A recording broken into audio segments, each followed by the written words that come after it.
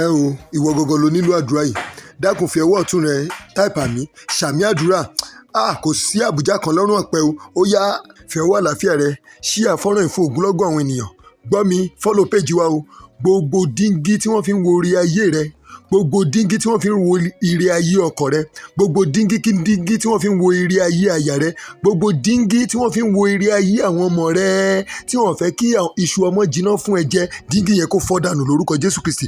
Gbogbo àwọn ewin, gbogbo àwọn ẹbọra tí wọ́n ń ba ire ayé rẹ jẹ́, ogun ọ̀run kó tú àṣírí wọn lórúkọ Jésù Kristi. Ogun ọ̀run kó finá jó wọn lórúkọ Jésù Kristi. Gbogbo ewin, ẹbọra tí wọ́n assign, tí wọ́n gbé kalẹ̀ sórí ògo ayé rẹ pé ò ní rí ṣe nínú ayé kan ṣoṣo yìí, ewin àti ẹbọra náà iná kó sọ lára wọn lórúkọ Jésù Kristi Olúwa wa. Iná kó sọ lára wọn lórúkọ Jésù. Dákun ṣí àfọ́nrán fún ogunlọ́gọ̀ àwọn ènìyàn. Follow page wa o. Gbogbo ẹbọra àti ewin tí wọ́n gbé kalẹ̀ lórí ògo ayé rẹ kó kú dànù lórúkọ Jésù. Àmín.